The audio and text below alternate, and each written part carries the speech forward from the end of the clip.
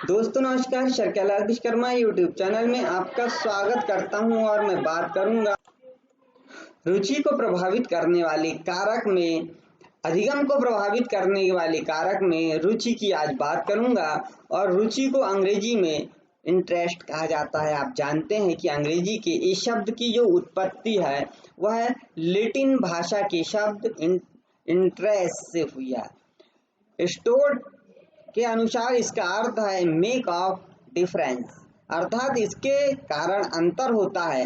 रोज के अनुसार इस शब्द का अर्थ है इट मैटर्स, अर्थात यह महत्वपूर्ण होती है या इसमें लगाव होता है। इट कंसर्न्स, इस प्रकार जिस वस्तु में हमें रुचि होती है वह हमारे लिए दूसरी वस्तु से भिन्न और महत्वपूर्ण होती है एवं हमें उससे लगाव होता है। परिभाषाएं रुचि की दी गई है।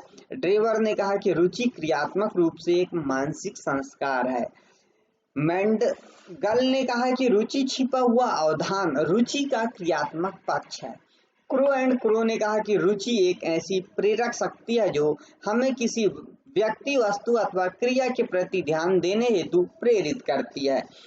और अवधान की तरह रुचि के भी तीन पहलू बताए गए हैं: जानना, अनुभव करना और इच्छा करना। इस आधार पर रुचि के तीन प्रकार माने गए हैं: ज्ञानात्मक रुचि, क्रियात्मक रुचि और भावात्मक रुचि। अवधान और रुचि के संबंध में हम बात कर रहे हैं तो अवधान और रुचि पर आधारित है। मैकडूगल का कथन है कि रुचि एक निष्क्रिय अवधान है और अवधान सक्रिय रुचि है। अर्थात इन्होंने कहा कि जो अवधान है वह निष्क्रिय रुचि है और जो रुचि है वह सक्रिय अवधान है। इससे स्पष्ट होता है कि जिस वस्तु में हमारी रुचि होती है हमें उसका अवधान स्थिर होता है। रुचि अवधान पर निर्भर करती है। दूसरा इसमें कि अनेक मनोवैज्ञानिक जो है उनका मत है कि जब तक हम किसी तथ्य अथवा पदार्थ जो है उस पर अच्छी प्रकार से ध्यान न देंगे तब उसके प्रति रुचि उत्पन्न हो ही नहीं सकती।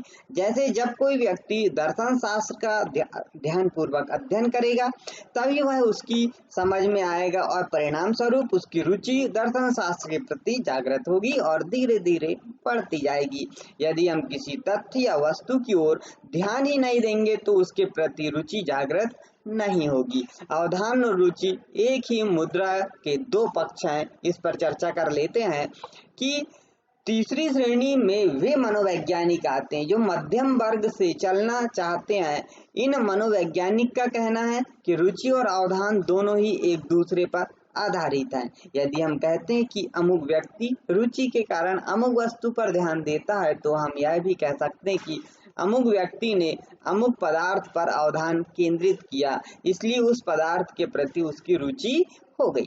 रुचि जागृत करने के जो कारण है उन पर हम बात करेंगे कि रुचि जागृत कैसे होती है। तो रुचि के अनुसार कार्य के अवसर की बात करेंगे कि लगातार मौखिक शिक्षण और एक ही बात की पुनरावृत्ति से नीरसता आती है। एक ही बात को हम बार बार कहेंगे तो उससे पुनरावृत्ति आएगी, नीरसता आएगी पुनरावृत्ति करने से। इसलिए बालकों में रुचि उत्पन्न करने के लिए, जो बालक है उनमें रुचि उत्पन्न करने के लिए आवश्यक है कि शिक्षक उन्हें प्रयोग, निरीक्षण, चर्चा आदि के अवसर प्रदान कर रुचि उत्पन्न करे। बालकों को उनकी रुचि के अनुसार कार्य करने के अवसर देकर रुचि उत्पन्न की जा सकती है।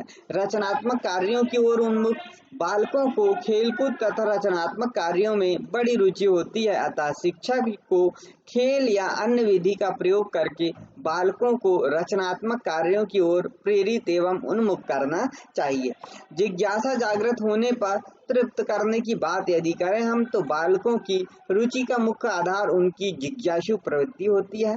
बालक जो होते हैं तो जिज्ञासु प्रवृत्ति के होते हैं, वे जानना चाहते हैं और जानने हेतु बहुत छटपटाते रहते हैं। अतः शिक्षक को इस प्रवृत्ति के जागृत रहने और तृप्त करने हेतु का पूर्ण प्रयास करना चाहिए। अवकाश और विश्राम की व्यवस्था में देखते हैं कि बालक पढ़ते पढ़ते थक जाते हैं और उनका अवधान पाठ की ओर केंद्रित नहीं रह पाता। अवधान यानी अटेंशन। अतः शिक्षक को चाहिए कि वह अवकाश और विश्राम की पूरी व्यवस्था करे, छुट्टी की और आराम करने की व्यवस्था करे और साथ में पौष्टिक आहार और मनोरंजन की समुचित व्यवस्था भी करे।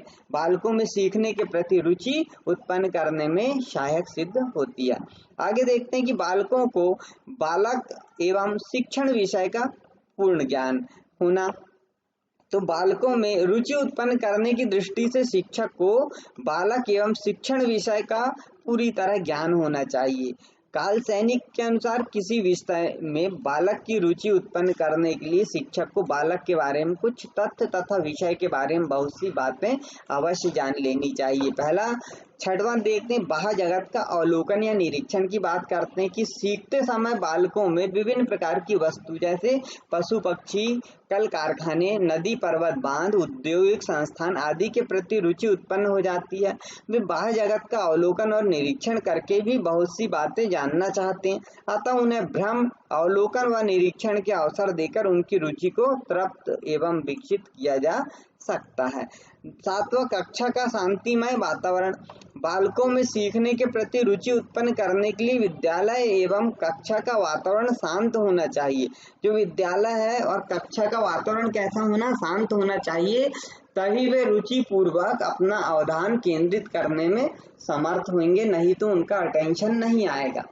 आयु एवं मानसिक विकास के आधार पर रुचि की बात जो परिवर्तन होता है कि आयु के अनुसार बालकों में रुचि परिवर्तन होता रहता है। मानसिक विकास की स्थिति में रुचि परिवर्तन करती है, अतः आयु एवं मानसिक विकास की स्थिति के अनुसार पाठ्य पुस्तक का आयोजन किया जाना चाहिए। पाठ्य वस्तु का दैनिक जीवन व परिवेश से संबंध की बात करेंगे हम कि बालक उन बातों को ध्यानपूर्वक सीखते हैं जिनका संबंध उनके दैनिक जीवन और परिवेश से होता है। अतः शिक्षक द्वारा पढ़ाए जाने पर यह ध्यान रखा जाना चाहिए कि विषय वस्तु का बालक के दैनिक जीवन की ओर परिवेश से होता है। अतः शिक्षक द्वारा पढ़ाए जाने पर यह ध्यान रखा जाना चाहिए कि विषय वस्तु का बालक के दैनिक जीवन की आवश्यकताओं और परिवेश से संबंध बना रहे। 10वां देखते हैं, विभिन्नता द्वारा रोचकता में वृद्धि।